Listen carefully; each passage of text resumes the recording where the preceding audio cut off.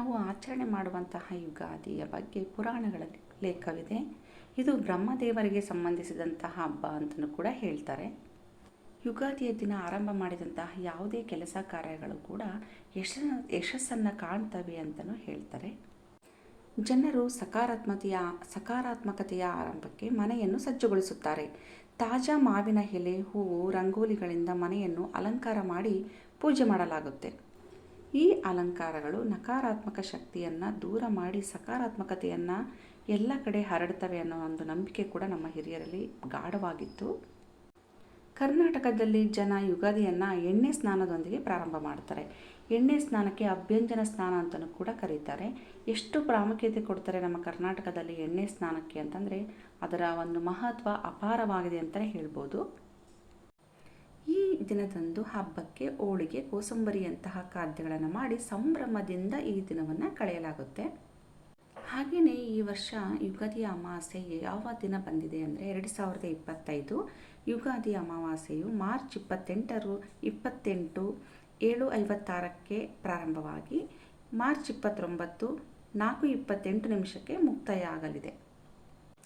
ಸೂರ್ಯೋದಯ ತಿಥಿಯನ್ನು ಗಣನೆಗೆ ತೆಗೆದುಕೊಂಡು ಮಾರ್ಚ್ 29 ಶನಿವಾರ ಯುಗಾದಿ ಅಮಾವಾಸ್ಯೆಯನ್ನು ಆಚರಣೆ ಮಾಡಲಾಗುತ್ತೆ. 2025ರ ಮೊದಲ ಸೂರ್ಯಗ್ರಹಣವು ಮಾರ್ಚ್ 29ರಂದು ಸಂಭವಿಸಲಿದೆ. ಈ ಗ್ರಹಣದ ಸಮಯ 2:20ಕ್ಕೆ ಪ್ರಾರಂಭವಾಗಿ 6:13 ಮುಕ್ತಾಯವಾಗಲಿದೆ ಎಂದು ಹೇಳ್ತಾರೆ. ಆದರೆ ಇದು ನಮ್ಮ ಭಾರತದಲ್ಲಿ ಗ್ರಹಣ ಗೋಚರಿಸುವುದಿಲ್ಲ ಅಂತಲೂ ಹೇಳಲಾಗ್ತಾ ಇದೆ. ಈ 2025ರ ಭಾನುವಾರ ಮಾರ್ಚ್ 30 ಚೈತ್ರ ಮಾಸದ ಪ್ರಾರಂಭ. ಶುಭ ಸಮಯವು ಹೀಗಿದೆ: ಮಾರ್ಚ್ 29 ಸಂಜೆ 4:28ಕ್ಕೆ ಪ್ರಾರಂಭವಾಗಿ ಮಾರ್ಚ್ 30ರಂದು ಮಧ್ಯಾಹ್ನ 12:50ಕ್ಕೆ ಕೊನೆಗೊಳ್ಳುವುದು. ಆದ್ದರಿಂದ ಸೂರ್ಯೋದಯದ ತಿಥಿಯ ಪ್ರಕಾರ ಮಾರ್ಚ್ 30ರಂದು ಯುಗಾದಿ ಆಚರಣೆ ಮಾಡಲಾಗುವುದು. ಈ ವರ್ಷ ಯುಗಾದಿ ಅಮಾವಾಸ್ಯೆ ದಿನ ಮೊದಲ ಸೂರ್ಯಗ್ರಹಣ ಪ್ರಾರಂಭವಾಗಲಿದೆ. ಇದಕ್ಕೆ ವೈಜ್ಞಾನಿಕ ಕಾರಣ ಅನ್ನೋದೇನು ಅಂದರೆ ಕೇವಲ ಖಗೋಳ ವಿದ್ಯಮಾನವಾಗಿದೆ. ಇದು ಚಂದ್ರನು ಭೂಮಿ ಮತ್ತು ಸೂರ್ಯನ ನಡುವೆ ಬಂದಾಗ ಅದು ಸಂಭವಿಸುವುದು ಅಂತ ಹೇಳಲಾಗುತ್ತೆ. ವೈಜ್ಞಾನಿಕವಾಗಿ ನಾವು ಗ್ರಹಣ ಅಂದರೆ ಏನು ಅನ್ನೋದ್ರ ಬಗ್ಗೆ ಎಲ್ಲರೂ ಕೂಡ ಓದುವಾಗ ಅದರ ಬಗ್ಗೆ ಹಿರಿಯರಿಂದ ತಿಳ್ಕೊಂಡಿರ್ತೀವಿ. ಅದೇ ರೀತಿಯಾಗಿ ಈ ಗ್ರಹಣ ಅನ್ನೋದಕ್ಕೆ ಧರ್ಮಗ್ರಂಥಗಳ ಪ್ರಕಾರ ತನ್ನದೇ ಆದಂತಹ ಕೆಲವೊಂದು ಉಲ್ಲೇಖಗಳಿದ್ದಾವೆ. ಅದರಲ್ಲಿ ನಾವು ಕೆಲವೊಂದನ್ನು ಇಲ್ಲಿ ನೋಡೋದಾದರೆ, ರಾಹು ತನ್ನ ಸೇಡು ತೀರಿಸಿಕೊಳ್ಳಲು ಕಾಲಕಾಲಕ್ಕೆ ಸೂರ್ಯನನ್ನು ನುಂಗುತ್ತಾನೆ ಅಂತ ಹೇಳಿ ನಮ್ಮ ಧರ್ಮಗ್ರಂಥಗಳ ಪ್ರಕಾರ ಹೇಳಲಾಗುತ್ತೆ.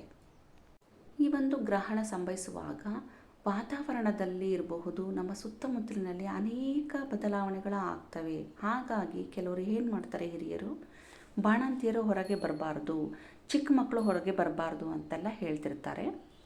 ಯಾಕೆ ಈ ರೀತಿಯಾಗಿ ಹೇಳ್ತಾರೆ ಅಂದರೆ ಅದು ಮೂಢನಂಬಿಕೆ ಅಲ್ಲ. ಅಲ್ಲಿ ವೈಜ್ಞಾನಿಕವಾದಂತಹ ಅನೇಕ ಕಾರಣಗಳು ಕೂಡ ಇರ್ತವೆ. ವಾತಾವರಣದಲ್ಲಿ ವ್ಯತಿರಿಕ್ತ ಪರಿಣಾಮಗಳು ಆ ಸಮಯದಲ್ಲಿ ಸಂಭವಿಸಿರ್ತವೆ. ಹಾಗಾಗಿ ಅದು ಸೂಕ್ಷ್ಮ ಅಂದರೆ ಈಗ ಬಾಣಂತಿಯರು ಸೂಕ್ಷ್ಮ, ಆಮೇಲೆ ಗರ್ಭಿಣಿಯರು ಕೂಡ ಸೂಕ್ಷ್ಮ ಒಂದು ಮನೋವೃತ್ತಿಯನ್ನು ಹೊಂದಿರ್ತಾರೆ. ಅಂಥ ಮಹಿಳೆಯರ ಮೇಲಿರ್ಬೋದು ಅಥವಾ ಚಿಕ್ಕ ಮಕ್ಕಳ ಮೇಲಿರ್ಬೋದು, ಮಾನಸಿಕ ಅಸ್ವಸ್ಥತೆ ಇರ್ತಕ್ಕಂಥ ಜನರ ಮೇಲೆ ಈ ಒಂದು ದಿನಗಳಲ್ಲಿ ಕೆಟ್ಟ ವ್ಯತಿರಿಕ್ತ ಪರಿಣಾಮಗಳು ಸಂಭವಿಸುವ ಸಾಧ್ಯತೆ ಜಾಸ್ತಿ. ಹಾಗಾಗಿ ಏನು ಮಾಡ್ತಾರೆ, ಹೊರಗಡೆ ಬರಬಾರ್ದು, ಅದರ ಕಿರಣಗಳು ಅಂದರೆ ಆ ಒಂದು ಗ್ರಹಣದ ಒಂದು ಛಾಯೆ ಅಂತಹ ಜನರ ಮೇಲೆ ಬೀಳಬಾರ್ದು ಅಂತ ಹಿರಿಯರು ಆಗಿನ ದಿನಗಳಲ್ಲಿಯೇ ಕಂಡುಕೊಂಡಿದ್ದಾರೆ. ಹಾಗೆಯೇ ಕೆಲವೊಂದು ಗ್ರಹಣಗಳನ್ನು ಅಂದರೆ ಸೂರ್ಯಗ್ರಹಣಗಳನ್ನು ಮೊದಲಿನಿಂದಲೇ ಏನು ಹೇಳ್ತಾರೆ ಯಾವಾಗಲೂ ಅಂದರೆ ಬರಿಗಣ್ಣಿನಿಂದ ನೋಡಬಾರ್ದು, ಇದು ತುಂಬ ಅಪಾಯಕಾರಿ ಅಂತಲೂ ಕೆಲವೊಂದು ಗ್ರಹಣಗಳಿಗೆ ಮೆನ್ಷನ್ ಮಾಡಿ ಹೇಳಿರ್ತಾರೆ ವಿಜ್ಞಾನಿಗಳು. ಇನ್ನು ಕೆಲವೊಂದು ಗ್ರಹಣಗಳು ಸಂಭವಿಸಿದಾಗ ಹೇಳ್ತಾರೆ ಅಂತಹ ಒಂದು ದುಷ್ಪರಿಣಾಮಗಳೇನಿಲ್ಲ, ನೋಡಬಹುದು ಅಂದರೆ ಕೆಲವೊಂದು ಉಪಕರಣಗಳ ಸಹಾಯದಿಂದ ಗ್ರಹಣ ಸಂಭವಿಸುವ ಒಂದು ದೃಶ್ಯವನ್ನು ನೋಡಬಹುದು ಅಂತ ಕೆಲವೊಂದು ಸೂಚನೆಗಳನ್ನು ವಿಜ್ಞಾನಿಗಳು ಮೊದಲೇ ತಿಳಿಸಿರ್ತಾರೆ. ಅವರ ಒಂದು ನಿಯಮಾನುಸಾರವಾಗಿ ಕೆಲವು ಜನಗಳು, ಎಲ್ಲರೂ ಕೂಡ ಸಾಮಾನ್ಯರು ರಿಯಾಕ್ಟ್ ಮಾಡಬೇಕಾಗುತ್ತೆ, ಅಂದರೆ ನಾವು ಅನುಸರಿಸಬೇಕಾಗುತ್ತೆ. ಸೊ ನೋಡಿದ್ರಲ್ಲ, ಈ ವರ್ಷ 2025ರ ಯುಗಾದಿಯ ಆರಂಭದ ಸಮಯ ಯಾವಾಗ, ಹಾಗೆ ಗ್ರಹಣ ಕೂಡ ಸಂಭವಿಸಲಿದೆ. ಅದರಿಂದ ನಮ್ಮ ಭಾರತೀಯರಿಗೆ ಯಾವುದೇ ರೀತಿಯ ತೊಂದರೆಗಳಿಲ್ಲ ಅನ್ನೋದು ಕೂಡ ನಾವು ತಿಳ್ಕೊಂಡ್ವಿ. ಅದು ತೊಂದರೆ ಇಲ್ಲ ಅನ್ನೋದಕ್ಕಿಂತ ನಮ್ಮ ಭಾರತದಲ್ಲಿ ಗೋಚರಣೆ ಆಗೋದೇ ಇಲ್ಲ ಅನ್ನೋದನ್ನು ಕೂಡ ತಿಳಿಸಿದ್ದಾರೆ. ಸೊ ಎಲ್ರಿಗೂ ಕೂಡ ಈ ವರ್ಷ ಯುಗಾದಿ ಒಳ್ಳೆಯದನ್ನು ಮಾಡಲಿ, ಹೊಸ ಹರ್ಷವನ್ನು ತರಲಿ ಅಂತ ಹೇಳ್ತಾ ನನ್ನ ಈ ಒಂದು ವಿಡಿಯೋನ ಮುಗಿಸ್ತಾ ಇದ್ದೀನಿ. ಮತ್ತೊಂದು ವಿಡಿಯೋದೊಂದಿಗೆ ಮತ್ತೆ ಸಿಗೋಣ. ಅಲ್ಲಿವರೆಗೂ ನಮಸ್ಕಾರ. ಅದಕ್ಕೂ ಮೊದಲು ನನ್ನ ಚಾನಲ್ನ ಸಬ್ಸ್ಕ್ರೈಬ್ ಮಾಡದೆ ನೋಡ್ತಾ ಇದ್ದರೆ ಪ್ಲೀಸ್ ಸಬ್ಸ್ಕ್ರೈಬ್ ಮಾಡಿ, ಹಾಗೆ ಪಕ್ಕದಲ್ಲಿರೋ ಬೆಲ್ ಐಕನ್ನ ಪ್ರೆಸ್ ಮಾಡಿ ಆಲ್ ಅಂತ ಕೊಡಿ. Thank you for watching. Take care.